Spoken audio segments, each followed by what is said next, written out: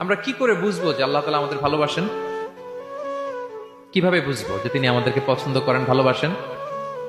এটা বোঝার কিছু সিস্টেম আছে। এক নম্বর সিস্টেম হচ্ছে আপনি জাস্ট দেখুন যে আপনি নিজেকে কোন কাজে ব্যস্ত রেখেছেন।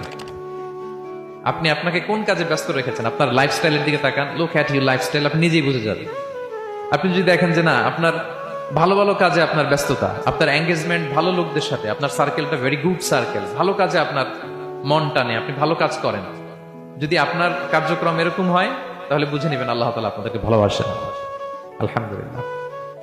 আর যদি দেখেন না, যত আকাম কুকাম আছে ওইটার সবার আগে আপনি, যেই কাজে আল্লাহর ক্রোধ আসে, আল্লাহ রাগ হয়ে যান, যেই কাজ ইসলামে করার নিষেধ, যেটাতে তার অসন্তুষ্টি, ওই কাজে আপনার এঙ্গেজমেন্ট, ইনভলভমেন্ট, আপনার সার্কেল গুলাও এরকম, তাহলে বুঝে নিবেন আল্লাহ ভালোবাসা, এই মহা সৌভাগ্য আপনার কপালে জোটে নাই।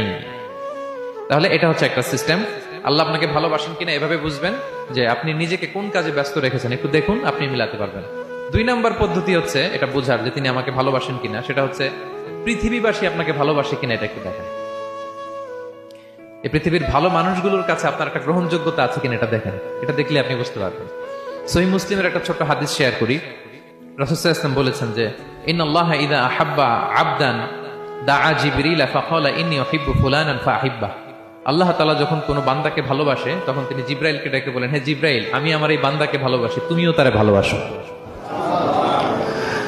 ফায়ুহিব্বুহু জিবরিল, জিবরাইল আলাইহিস সালাম তারে ভালোবাসতে শুরু করে। শুধু এখানেই না, সুম্মা ইউনাদি ফিস সামা, তারপরে তিনি আকাশে একটা অ্যানাউন্সমেন্ট করেন। ফায়াকুল, তিনি বলেন যে ইন্নাল্লাহা ইউহিব্বু ফুলানান ফাআহিব্বুহু, ও আকাশবাসীরা, ও ফেরেশতারা, আল্লাহ তাআলা তার এই বান্দাকে ভালোবাসে, তোমরা সবাই তার ভালোবাসো। তখন ফায়ুহিব্বুহু আহলুস সামা, গোটা আকাশবাসী তারে ভালোবাসতে শুরু করে, মানে ফেরেশতারা। তো আল্লাহ তাআলা এবং সকল ফেরেশতারা যখন তাকে ভালোবাসতে শুরু